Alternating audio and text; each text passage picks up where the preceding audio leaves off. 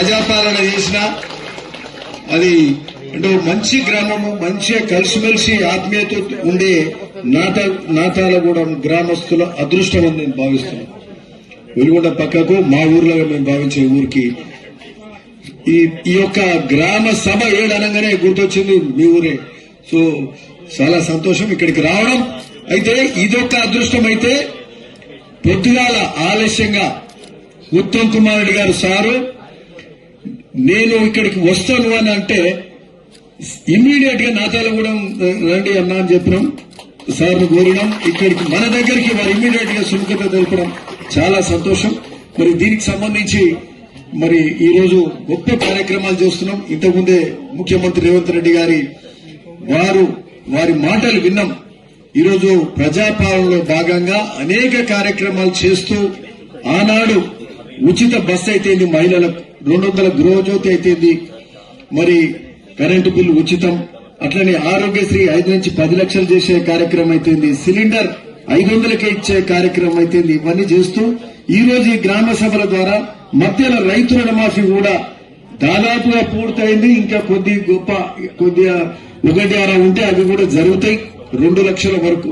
మరి ఈ రోజు ఈ గ్రామ సభల ద్వారా ఈరోజు మరి స్వయాన మంత్రి గారు ఇక్కడికి మన దగ్గరికి వచ్చారు. ప్రజాపాలన అంటే అది ప్రజల దగ్గరికే వచ్చి మంత్రి గారు ఇక్కడికి రావడం, మరి మన కార్యక్రమం చేయడం, మనకు సంబంధించిన ఈరోజు 4 పథకాలు ముందుగా మనకు సంబంధించి ఈ యొక్క ఫస్ట్ అంటే 4 ఉన్నాయి కానీ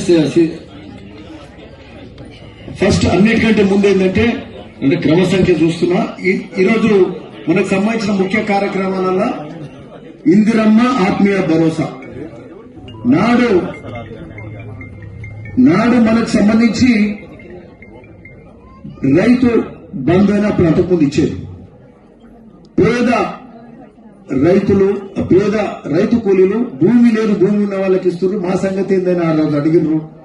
మరి ఆనాటి ప్రతిపక్ష పార్టీగా మేము ఉంటుంది ముఖ్యమంత్రి రేవంత్ రెడ్డి గారు, ఉత్తమ్ కుమార్ రెడ్డి గారు, వీరంతా కూడా మీ యొక్క ఆనాటి మీ సమస్యను అర్థం చేసుకుని ఈరోజు ప్రభుత్వానికి వస్తూనే రైతు కూలీలకు కూడా ఖచ్చితంగా చేయాలని చెప్పి మీకు కూడా భూమి ఉన్న వాళ్ళకే కాదు భూమి లేని వాళ్ళకి చూస్తున్నారు. అందులో భాగంగా ఇక భూమి లేని వాళ్ళకి ఏమొస్తుంది, ఈ యొక్క ఇందిరమ్మ ఆత్మీయ భరోసా వస్తుంది. ఈ ఊర్లో 5 ఉన్నారంట మరి భూమి లేని వాళ్ళు. సో ఆ విధంగా 5 సరే అంటే ఆ విధంగా మీ ఊర్లో మంచిగా ఇంట్లో అంతా భూమి ఉండి మంచిగా నిమ్మలంగా ఉన్నారు, సంతోషమే. సో 5 లేదు, వాళ్ళకి ఇందిరమ్మ ఆత్మీయ భరోసా వస్తుంది ఈ గ్రామంలో. ఓకే, అది నెంబర్ 1. నెంబర్ 2 వస్తే రైతు భరోసా పథకం. ఈ రైతు భరోసా ఏంటంటే సరే రైతు భరోసా కూడా అంతకుముందు రైతు బంధు అనేది ఉండేది, 5,000 రూపాయలు ఇచ్చేది. దాన్ని కూడా ఈరోజు అప్పుల రాష్ట్రంగా తెలంగాణ రాష్ట్రాన్ని చేసి డబ్బులు లేని రాష్ట్రంగా మిగిలిస్తే కూడా మరి ఈనాటి ప్రభుత్వం రైతు భరోసా కూడా ఇంకా పెంచి 6,000 రూపాయలు ఇచ్చే కార్యక్రమం ప్రతి ఎకరాకు వ్యవసాయ యోగ్యమైన ప్రతి ఎకరానికి ప్రతి రైతుకు రైతు భరోసా ఇచ్చే కార్యక్రమం ఈరోజు జరుగుతుంది. మరి ఈ యొక్క రైతు భరోసా అంతకుముందు కూడా ఈ రైతు భరోసా కార్యక్రమంలో ఆనాటి ఇచ్చే రైతు బంధుల చెట్లకు, గుట్టలకు, పుట్టలకు, వెంచర్లకు ఎవరికి పడితే వాళ్ళకి ఇచ్చు. వెంచర్లు చేసిన వాళ్ళకు, వ్యాపారస్తులకు, అడ్డగోలుగా పైసలు దర్శన వాళ్ళకు అని వీరికి ఇచ్చు. ఈ రోజు అటువంటి అన్ని తీసుడు వ్యర్థంగా తెలంగాణ ప్రజల పైసలు మరి వృధా పోనీయం అని చెప్పి ప్రభుత్వము వ్యవసాయం చేసేటోళ్ళకే ఈ రైతు పెట్టుబడి ఏదైతే రైతు భరోసా మీకు ఇచ్చే కార్యక్రమం ఈరోజు చేస్తున్నారు. మరి ఆ కార్యక్రమం ఈరోజు రైతు భరోసా అంటే సరే ఇది చదువుతున్నాం, ఇదేంటంటే ఇక భూమి ఉన్న అందరికి వస్తుంది. ఇక ఈ లిస్టు చేసుడు ఒక ఆయనది ఉన్నది ఒక ఆయనది లేదనేది లేదు. ప్రతి ఎకరానికి వస్తుంది, ప్రతి అర్ధ ఎకరం ఉన్నందుకు వస్తుంది, ప్రతి 10 గుంటలు ఉన్నందుకు కూడా ఈ రైతు భరోసా వస్తుంది. ఆ విధంగా అధికారులు మీ అకౌంట్లకు జమ చేసే కార్యక్రమం చేస్తాం. ఇక 3వది వస్తే రేషన్ కార్డులు కూడా స్వయాన మంత్రి గారు పెద్దలు ఉత్తమ్ కుమార్ గారు వచ్చింది ఇక్కడికి. మరి వారు రేషన్ కార్డులు కూడా వారు పట్టుదలతోటి ఈ రాష్ట్రంలో ఉన్న ప్రతి కుటుంబానికి అందరికీ రేషన్ కార్డు ఇచ్చే కార్యక్రమం చేపట్టింది. ఎవ్వరు ఎక్కడ మిగిలిపోద్దు. ఎందుకంటే రేషన్ కార్డు అంటేనే మన ఉనికి, మన ఐడెంటిటీ. ఓ టెలిఫోన్ ఓ కరెంటో లేకపోతే ఇంకేదో ఏ పథకానికి పోయినా ఎక్కడ పోయినా నువ్వు ఎవరే అంటారు, ఏ ఊరే అంటారు.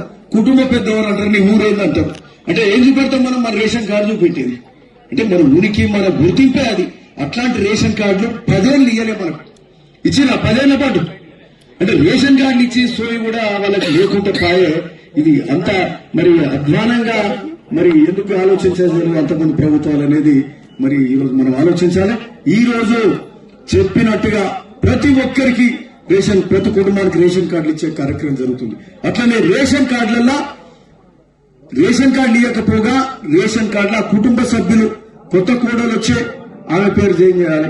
పిల్లలు పెద్దోళ్ళు అయ్యి 5 ఏళ్ళు 10 ఏళ్ళు పిల్లలు పోతే వాళ్ళ పేరు యాడ్ చేయాలి. వాళ్ళకు కూడా 6 కిలోలు బియ్యం వస్తాయి, అవి కూడా యాడ్ చేయకపోయి. సో ఇవన్నీ కూడా ఈ రోజు కొత్త మెంబర్లను కూడా యాడ్ చేసుకోవడానికి కూడా ఆస్కారం ఉన్నదని కూడా ఈ సందర్భంగా చెప్తున్నాం. Correct daddy. Okay, so ration కార్డులతో పాటు అదే కాక సార్ ఏం చెప్తున్నారు, సివిల్ సప్లైస్, వడ్ల కొనుగోలు, బియ్యం సరఫరా అంతా సారే చూస్తారు. రేషన్ కార్డులు కూడా సన్న బియ్యమే ఇస్తే మీకు దొడ్డు బియ్యం కాదు అని చెప్పి సార్ మరి చెప్తా ఉన్నారు. కనీసం సగం బియ్యం అన్నా ఇస్తారనే ఆలోచన ఉన్నట్టుంది. అది వారు దాని మీద బియ్యం మీద మరోసారి చెప్తారేమో మరి. అంటే ఇద్దరు బియ్యం దొడ్డు బియ్యం అందరు తినలే మరి. సో అంటే మనకే కాదు ఈ యొక్క ఇది మన ఈ స్కూల్స్లలో కానీ గురుకులాలలో బీసీ ఎస్సీ మైనార్టీ గురుకులాలలో కూడా ఎస్టీ గురుకులాలలో కూడా అక్కడ సన్న బియ్యం ఇచ్చే కార్యక్రమం చేస్తూ ఈ మధ్యనే 40% మెస్ ఛార్జీలు కూడా పెంచారు. సో అన్ని విధాల ఈ కార్యక్రమాలు